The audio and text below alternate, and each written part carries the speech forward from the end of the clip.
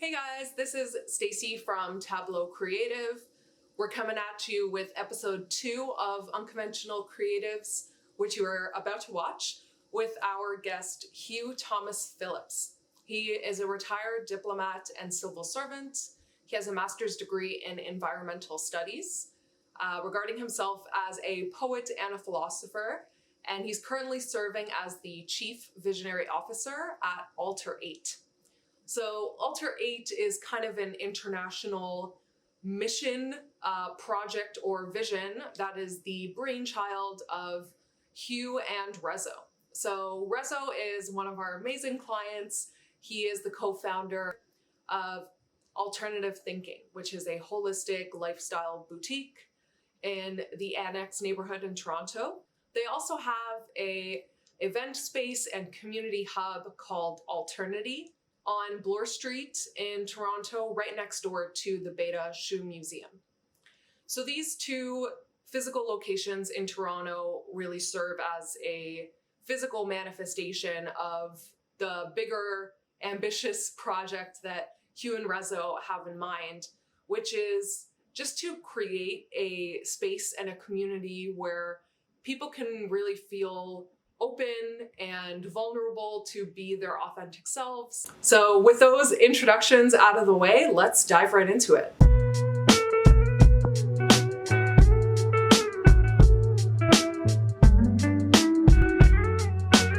Welcome to Unconventional Creatives, episode 2.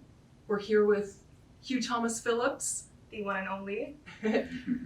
Wanted to give a quick shout out to Alternity. Thank you so much for having us in this beautiful space, which by the way is for rent. So if you're looking to record a podcast here or host a mini workshop, you can check out their website, alter8.com. We'll also have a link in the description down below for more information.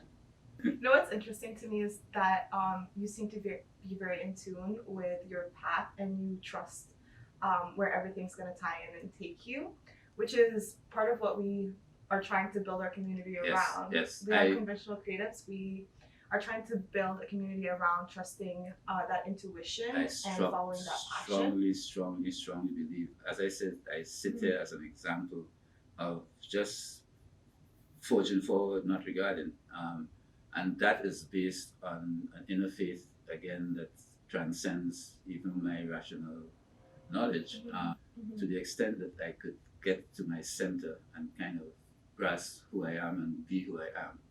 I don't have to do anything else. And were you always so in tune, or was there a moment in your life where you felt that draw? I get a sense because I have always been someone who I learned to read at a very early age. In my imagination, the next source of everything is the source of everything already. Mm-hmm. If you think about it, you look around and nothing is here that didn't first exist in imagination. Mm-hmm. I mean, what we are able to achieve already with technology, I think if we were using our minds more cohesively, coherently, there's a lot more we can do. So there are places where people have already, in a sense, transcended the old models and are working to build new ones. And in a sense, that's what alternative thinking is. Mm-hmm. To get back to the main story. Yeah, do you mind if I stop you there? Because I want to dive deeper into that. So what we really love about alternative thinking, and what we were trying to build our business on as well, as this model of consciousness. Like, I love that you said that you wrote your thesis on that, because that's really what we wanted to dive into with this talk.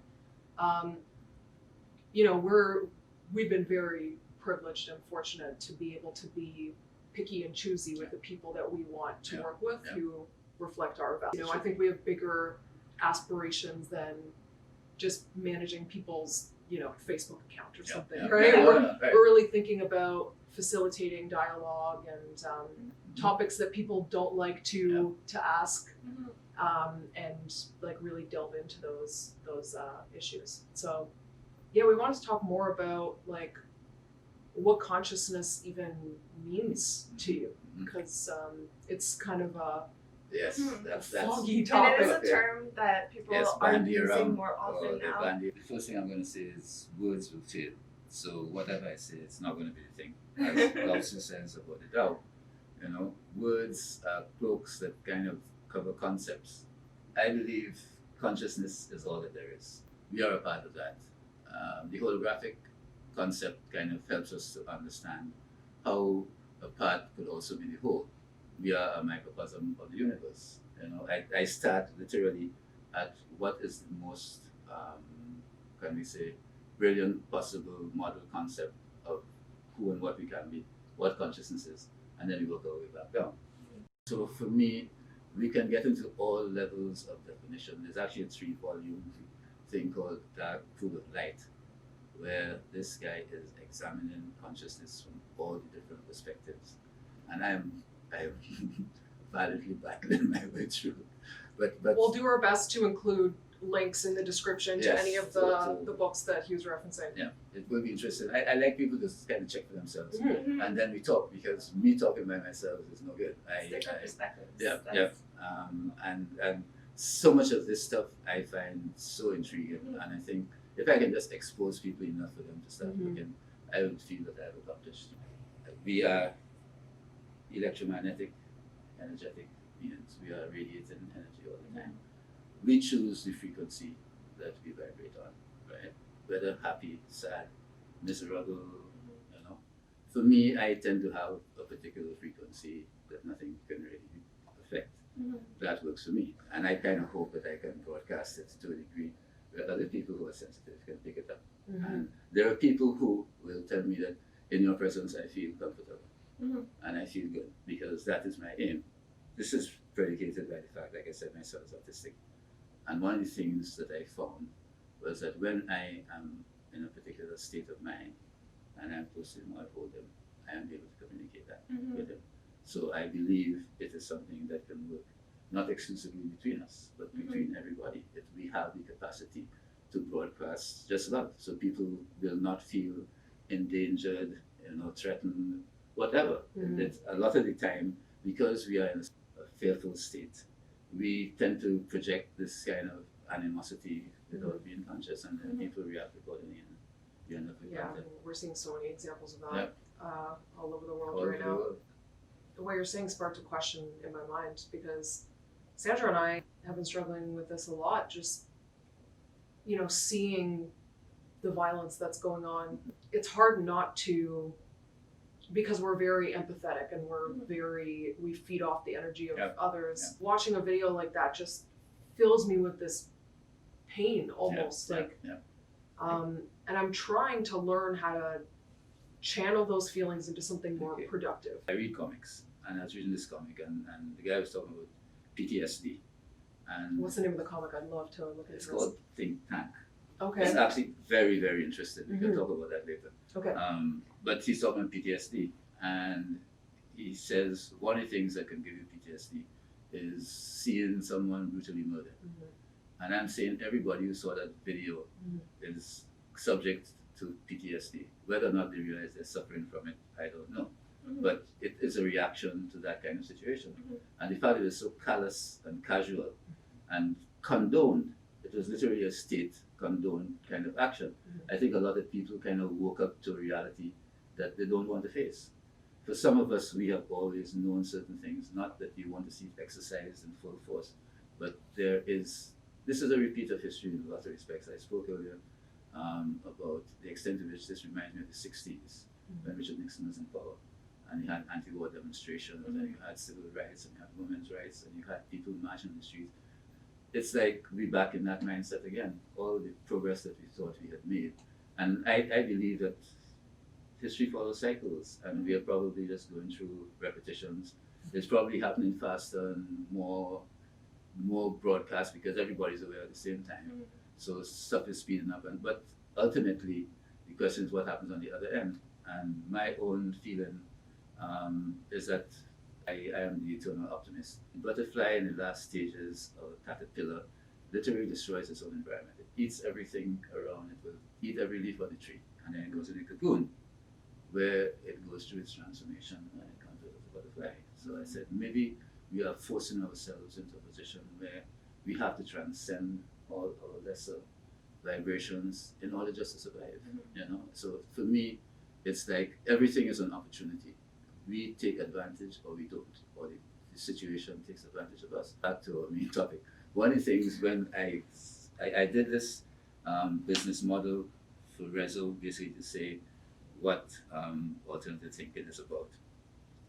And I started, my first thing was, okay, what's our fundamental belief, what's our precept? And the first thing I said is the universe is alive and evolving.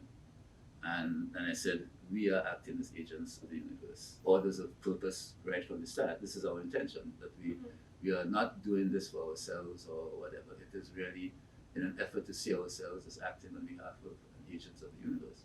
And also, if it is a desirous thing for other people, then other people will join us in this desire. If there are people who feel we can optimize this life, we can make life better, we can do it on a micro scale within our own small community, and we can build that as a kind of buffer against the rest of the world. And that is what alternative thinking started out as. First, it was a little room in the back with books, and the next thing, it was clothes, it was crystals, it was food, it was having meetings, having whatever events. We were basically doing it because this is what we wanted to do.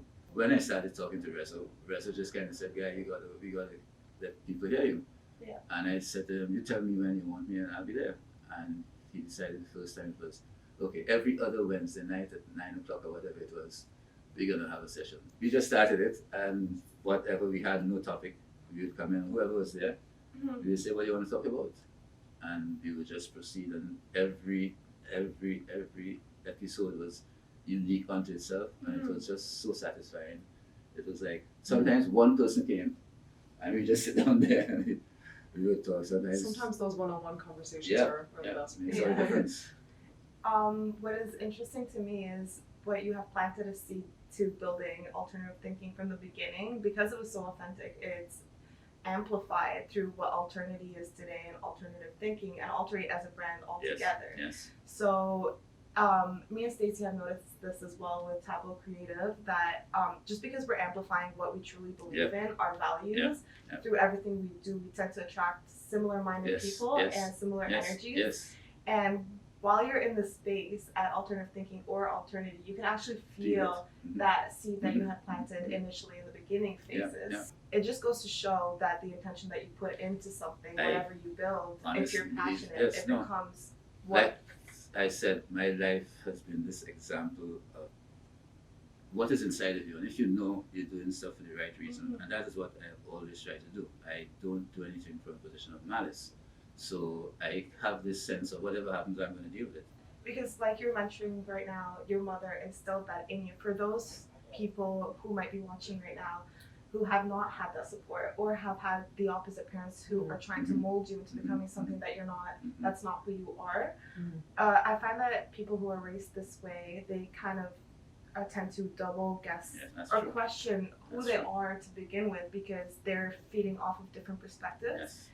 And for someone who has not had that upbringing where your mother was nurturing to you and she allowed you to blossom into whatever you were meant to be, how would you advise them to go about exploring who they are and their own? It's interesting that you raise that, because my father was the opposite, and he actually disowned me. He said he wants nothing to do with me as a result. And like I said, that's where my mother kind of stepped in, because she kind of said, and it's really interesting, she couldn't understand why I wasn't doing what he wanted me to. My father was this person who felt he had a path laid out for me.